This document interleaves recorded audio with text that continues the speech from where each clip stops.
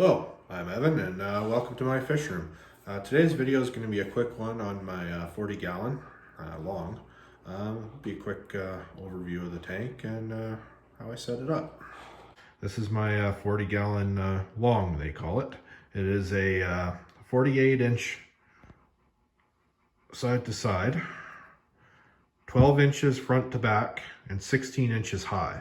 It's basically two 20 talls pushed together.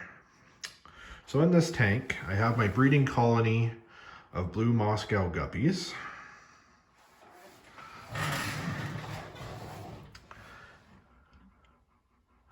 I have some red cherry shrimp. And there are some green corridories in here, but they're pretty shy. They only come out if I hold still and put food in there for them. Oh, and there, speak of the devil. So I got the substrate is Seachem fluorite. The plant you see in the front here, that's dwarf Sagittaria. I got it in both the front and back. Eventually it will grow to the top of the tank. As you can see, the center one here is almost to the top of the tank. You could trim it down. It's just like grass. You just cut it off and it'll grow back up. I got some anubias and algae on the glass. Oh, there goes a shrimp. Got some anubias on rocks and wood. I got rocks kind of in a pile in the center. That leaves a lot of room for the guppy fry and the shrimplets to hide in. Some more anubias. For filtration, I only have this little sponge filter. It's dirty, needs cleaning. But the little sponge filter does the entire tank because of all the plants I have in it. The plants, the decent amount of substrate, and all the rocks provide lots of surface area for beneficial bacteria to grow on. So I don't need a lot of man-made filtration in this tank. In fact, I could probably take that little filter out and the fish would barely notice so long as I didn't overfeed for the next couple days. Give the chance for the extra bacteria to colonize on the surfaces. Oh, there's a nice shrimp.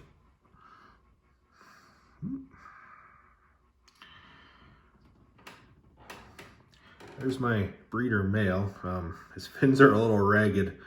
These ladies are, they're a little rough. A little rough on the males. They're a little rough on each other. Stick around till the end and I'll post a little video of two females fighting. So, along with the algae, I have guppy grass in here. And there's a few odd pieces of hornwort. It's guppy grass all the way across. So that gives mid and top cover for the guppy fry. And bottom cover for the guppy fry is provided by the dwarf sag and the rocks. When breeding guppies, it's important to have both top and bottom cover because at night they'll go down to the bottom to sleep, and you don't want those wily cories picking them off.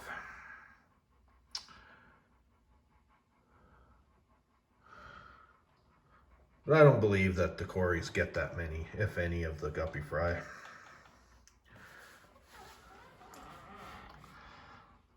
There are actually a ton of fry in this tank. It's just, if I throw food in, I'll get them all to show up.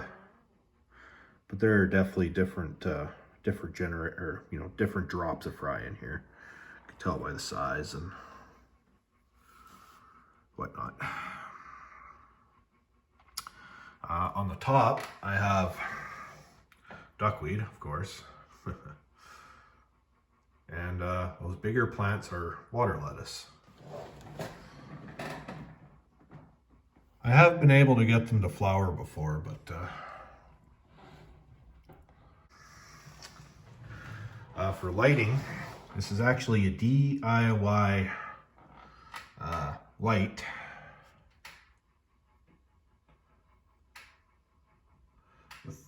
That's made from LED tape lights or strip lights, whatever you want to call them. Just a self-adhesive LED that comes in a roll. The reflector is actually out of another light fixture that I found on Kijiji.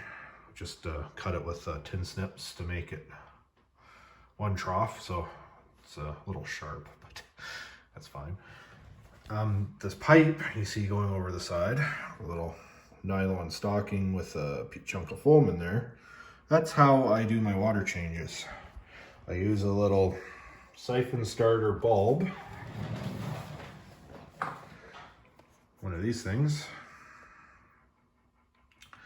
I get the siphon going and it empties into a 5-gallon pail, which I have a submersible pump in there, and that pumps the water over to my sink. But yeah, that's my 40-gallon. Excellent size tank. You could keep quite a few different fish in there. Basically anything you could keep in a 55, you could keep in this.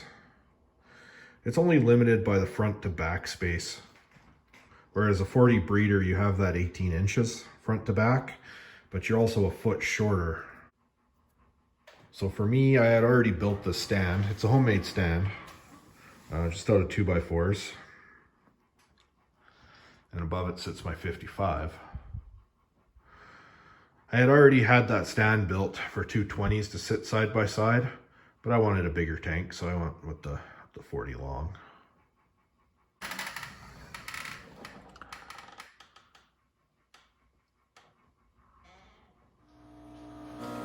So these are the females fighting there. You see the male's trying to put his 2 cents in. But I see this quite often with the females actually in this line. Actually to the point where I've seen like wounds on the side of the fish. And I've had the females kill the male in the bag when I've sold them off before. Guess guppies are a lot more aggressive than people give them credit for. So I hope that gave you some inspiration to set up your 40-gallon tank. The same setup would work for many different types of fish. Well, community fish, tetras, platies, swordtails. Well, the list goes on, really. Basically, any fish that doesn't get too big would be fine in this setup. You could throw bristlenose plecos in there to eat the algae. You just gotta remember, if you're adding shrimp and you put something like, say, an angelfish in there, you may not have shrimp after a while.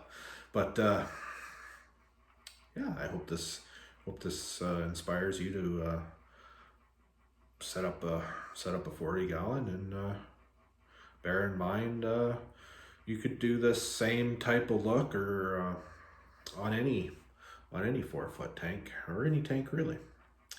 Well, thank you for watching, and please like and subscribe, and stay tuned for next week's video, where I finally got the parts in from Amazon, and I will be doing my Inkbird review, and problems, customer service, and how I fix the problems.